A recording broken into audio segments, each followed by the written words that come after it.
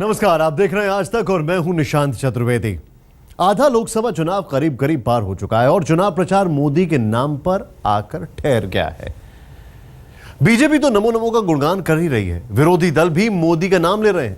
मोदी के भाषणों का सब्जेक्ट बदल रहा है। अब ज्यादातर बातें मोदी खुद अपनी या फिर अपने इर्द गिर्द की ही कर रहे हैं।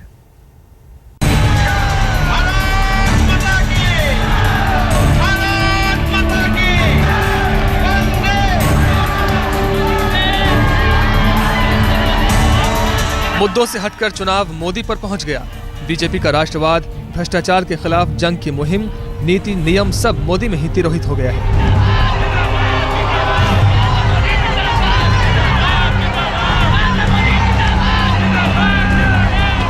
बीजेपी ने तो अपना सब कुछ नरेंद्र मोदी पर ही छोड़ दिया है। पार्टी मोदी का नाम जप ही रही है, दूसरी पार्टियों की जुबान पर भी मोदी ही छाए हुए हैं।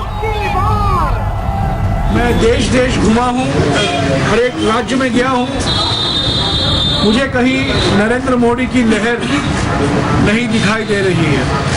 कहीं मैंने महसूस नहीं किया है कि मोदी लहर है, सिर्फ मोदी जहर है। नरेंद्र मोदी तो पहले से ही लहरों पर सवार हैं। खुद को इस मुकाम पर पाकर उन्हें गुदगुदी भी खूब लग रही है। उनके भाषणों में पहले चौतरफा विपक्ष पर हमला होता था, लेकिन अब तो मोदी ज्यादातर खुद पर बोलने लगे हैं। मैं बढ़ गया है मोदी की बातों में। 60 साल को दिए, मुझे 60 महीने दे करके नहीं। मैं आपका भाग्य बदल दूंगा भाइयों। देश में मोदी के करिश्मे की बात हो रही है तो मोदी उसे भुनाने में कोई कसर नहीं छोड़ रहे हैं। मोदी लहर नहीं है, मोदी जहर है, लेकिन ये जहर लूटने वालों के लिए है, ये जहर चोरों के लिए है, ये जहर बदमाशों के लिए है। एक सामान्य व्यक्ति को नरेंद्र मोदी जनता के नब्ज पर हाथ धरने में माहिर हैं। वो जानते हैं कि जनता क्या सुनना चाहती है। बचपन में कभी वो चाय बेचा करते थे। मार्केटिंग का तकाजा था कि उनका ये चाय बेचना प्रचार के बाजार में खूब बिका। तकरीबन हर भाषण में मोदी खुद को चाय बेचने वाला बताने से नहीं चूकते। हमने चाय बेची है इसका गर्व है, लेकिन हमने देश बेचने का पाप नहीं किया। ये चुनाव किसी और के नहीं बल्कि नरेंद्र मोदी की अग्नि परीक्षा है। बिसात पर वही है और चाले भी वही चल रहे हैं। जीत और हार सिर्फ उन्हीं की तय होनी है। वो पीएम बनने के लिए एड़ी चोटी का जोर लगा रहे हैं, लेकिन संत की तरह कहते हैं कि वो अपने लिए कुछ नहीं करते। आधा चुनाव करीब करीब बीत चुका है। बीजेपी ने इस दौरान मोदी लहर का बखान किया तो मोदी ने रैलियों और सभाओं में खूब पसीना बहाया। अब उन्हें भरोसा है कि सरकार उनकी ही बनेगी। यहाँ भी मोदी मैं के भाव में ही है। अब की बारी अटल बिहारी का नारा देकर बीजेपी पहली बार केंद्र की सत्ता में पहुंची थी। अब नारा बदलकर हो गया अब की बार मोदी सरकार। लेकिन फर्क ये है कि अटल जी के भाषणों में कभी फ्रेम में वो खुद नहीं होते थे, जबकि मोदी के प्रचार में, मोदी के भाषणों, पार्टी के पोस्टर और नारों में सिर्फ मोदी ही है, दूसरा कोई नहीं। जन सामान्य की आशा आकांक्षाओं की आज तक ब्यूरो पूर्ति को लेकर के चले हैं भाइयों। नरेंद्र मोदी जनता की नब्ज पहचानते हैं। जब वो दूसरी पार्टियों और उनके नेताओं पर हमला बोलते हैं तो उनके समर्थक गदगद हो जाते हैं, और जब अपनी बात करते हैं तो समर्थक कान लगाकर सुनते हैं। बातें भी मोदी कुछ ऐसी करते हैं कि सीधे दिलों तक उतर जाएं। यही तो जादू है मोदी का। कांग्रेस मुक्त भारत ये इस बार साकार होकर रहेगा, ये नजारा साफ कह रहा है।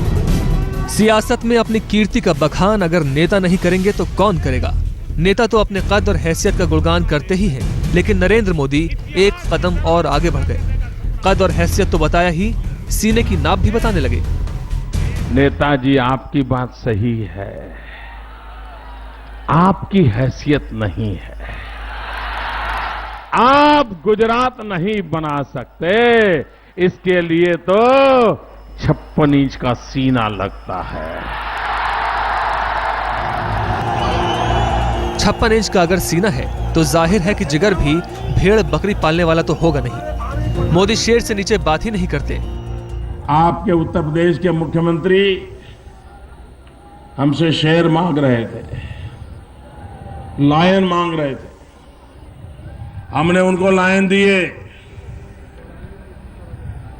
हमने सोचा इसको देख करके कुछ दम उनमें आ जाए, लेकिन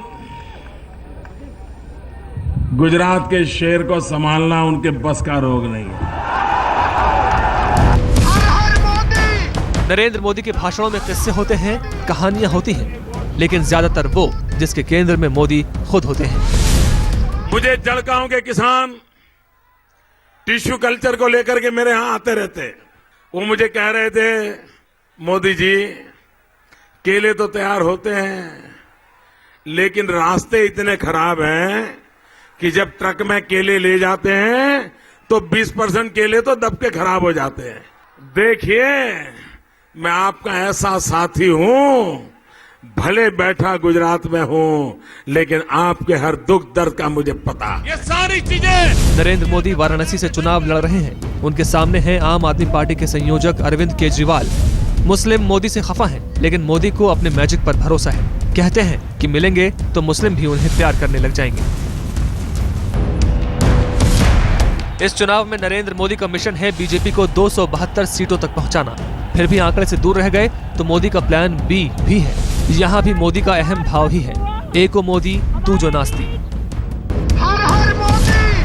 इस बार का लोकसभा चुनाव अनोखे मोड़ पर पहुंच चुका है, जहां केंद्र में सिर्फ नरेंद्र मोदी है। सवाल भी सिर्फ दो हैं, मोदी चाहिए या फिर नहीं। मोदी हुंकार भर रहे हैं, इसका जनता पर क्या असर होगा ये तो 16 मई के नतीजे तय करेंगे। आज तक ब्यूरो। अभी तो आधा चुनाव बाकी है, नतीजे आने में भी देर है, लेकिन नरेंद्र मोदी को शायद यकीन हो चला है कि नतीजे उनके पक्ष में ही आएंगे। यही वजह है कि मोदी अभी से ये बताने में लग गए हैं कि सरकार बनाने के बाद उनकी पॉलिसी क्या होगी, काम करने का तरीका क्या होगा। साजादे जी,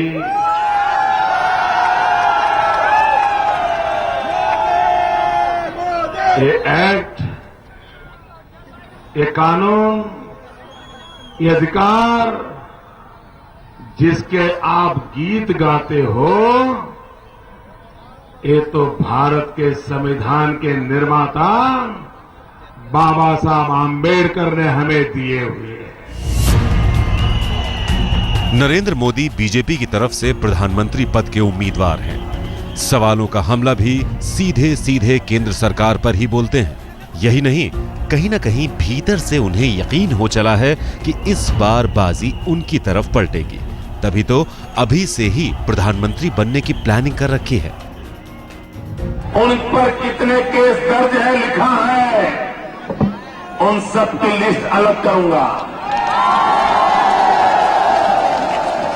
और सुप्रीम कोर्ट को कहूंगा 1 साल के भीतर भीतर इनके सारे फैसले हो जाए, गुनहगार जेल चले जाए। मोदी की किस्मत का फैसला 16 मई को होगा, लेकिन सरकार बनने के बाद उनकी नीतियां क्या होंगी ये अभी से तय कर रखा है। यहां तक कि न्यूक्लियर पॉलिसी भी मोदी ने अभी से ही तैयार कर ली है। नरेंद्र मोदी ये भी बताने से नहीं चूकते कि अगर सत्ता में वो आए तो बदले की भावना से काम नहीं करेंगे, सरकार नहीं सेवक की तरह काम करेंगे। नरेंद्र मोदी के भाषणों में पहले सिर्फ गुजरात की बातें होती थीं, गुजरात की जनता का जिक्र रहता था, लेकिन अब बात बदल चुकी है। बड़े फलक पर नरेंद्र मोदी 125 करोड़ भारतीयों के प्रति जवाबदेह बनते हैं। नरेंद्र मोदी बीजेपी की उम्मीदों की लहरों पर सवार हैं। देश भर में वो 350 से ज्यादा रैलियां कर चुके हैं। एक दिन में कई सभाएं कर रहे हैं। देश की जनता से 60 महीने मांग रहे हैं। अब जनता उनकी इस गुजारिश पर जो फैसला सुनाएगी उसका ऐलान तो 16 मई को ही होगा। आज तक ब्यूरो। नरेंद्र मोदी देश की जनता को गुजरात मॉडल का सपना दिखा रहे हैं। उनका दावा है कि जैसे उन्होंने गुजरात का विकास किया उसी तरह पूरे देश का विकास करेंगे। किसानों को 24 घंटे बिजली और नौजवानों को रोजगार मिलेगा। जबकि उनके विरोधी कहते हैं कि गुजरात और देश के बाकी सूबे के हालात में बहुत बड़ा फर्क है। गुजरात का शेर दिल लोगों के साथ जीना जानता है।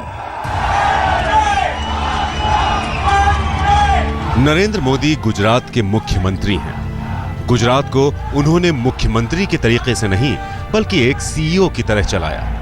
गुजरात के विकास मॉडल को पूरे देश में लागू करने का फॉर्मूला लेकर वो लोकसभा चुनावों में उतरे हैं। भाइयों बहनों, हमने जो पाइपलाइन डाली है ना, जो पानी नर्मदा का पहुंचाती है 9000 गांवों में, वो पाइप की साइज ऐसी है कि केंद्र सरकार के आपके ये मंत्री अपने परिवार के साथ मारुति कार में बैठ करके उस पाइप में मारुति चला सकते हैं। मोदी जब गुजरात की चर्चा करते हैं तो वो मेरा गुजरात, मेरे गुजरात में जैसे शब्दों का इस्तेमाल करते हैं। और क्या कर रहे हैं जहां भी जाते हैं? गुजरात में क्या हुआ, मोदी ने क्या किया, गुजरात में क्या हुआ, मोदी ने क्या किया। भैया ये चुनाव गुजरात का है क्या? ना चुनाव गुजरात का है क्या?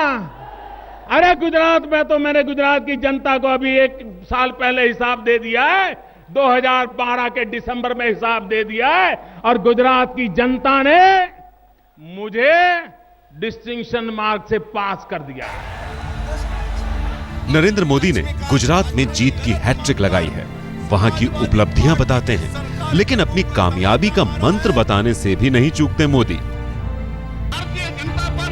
नरेंद्र मोदी ने सियासत में शून्य से शिखर तक का सफर तय किया है, संघर्ष से आगे बढ़े हैं और हनक से शासन चलाया है।